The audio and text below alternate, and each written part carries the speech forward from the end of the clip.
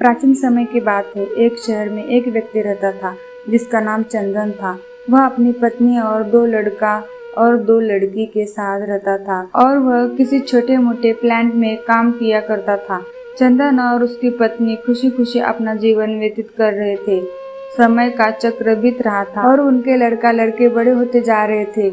जब उसकी बड़ी बेटी कक्षा 5 में पढ़ रही थी, तभी एक दिन स्कूल की छुट्टी के समय जब वह लड़की सीढ़ियों से नीचे उतर रही थी, तभी पीछे से किसी लड़के से धक्के लगाने पर वह सीढ़ी से नीचे गिर गई, जिसके कारण उसके पैर में चोट आ गई।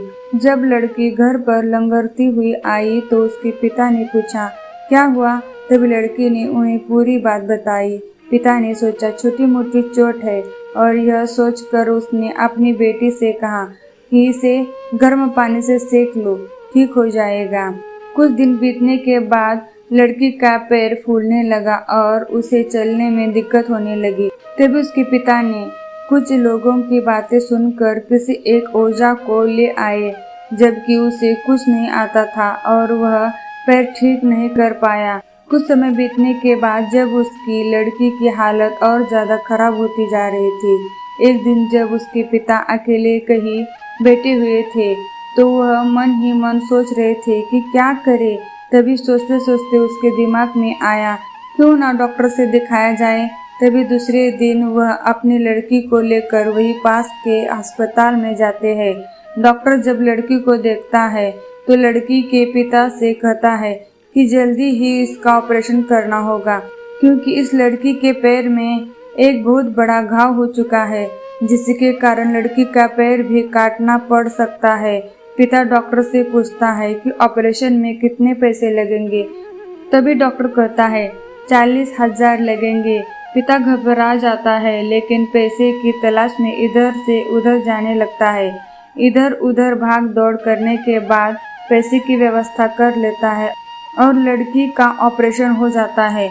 ऑपरेशन के बाद लड़की अपने घर आ जाती है, परंतु लड़की के पैर में कुछ सुधार न होने के कारण पिता चिंतित रहने लगता है।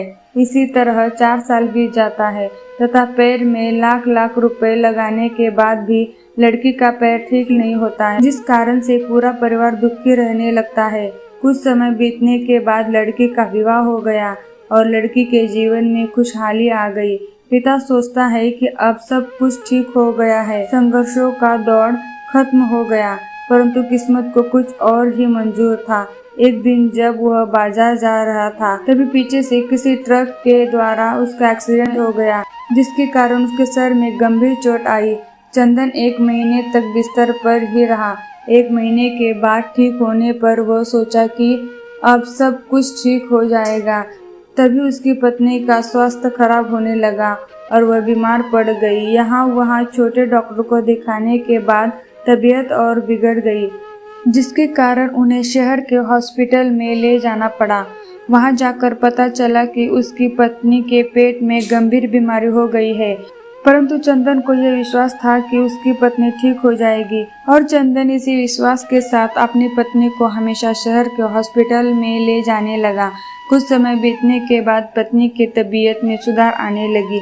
चंदन सोचा कि अब सब कुछ ठीक हो जाएगा। एक बार जब वह अपनी पत्नी को शहर के हॉस्पिटल में ले गया, डॉक्टर ने सभी रिपोर्ट को देखते हुए कहा, सब कुछ ठीक है। चंदन बहुत ही खुश हुआ और वह अपने पत्नी के साथ अपने शहर वापस आ गया। अगली सुबह सब कुछ ठीक था।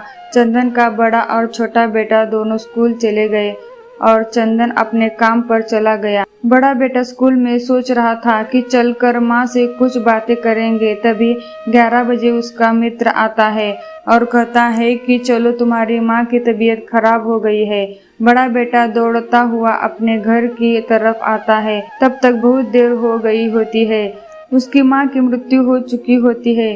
बेटा माँ को देखते ही फूट फूट कर रोने लगा और वह अपनी माँ का अंतिम संस्कार करता है। 1 साल तक पूरा परिवार दुखी ही रहता है।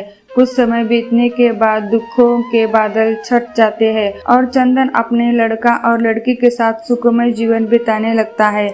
आज उसका परिवार खुशी खुशी जीवन जी रहा है। दोस्तों, जीवन में सुख और दुख दिन और रात की तरह होते हैं, जो कभी स्थायी नहीं रहते।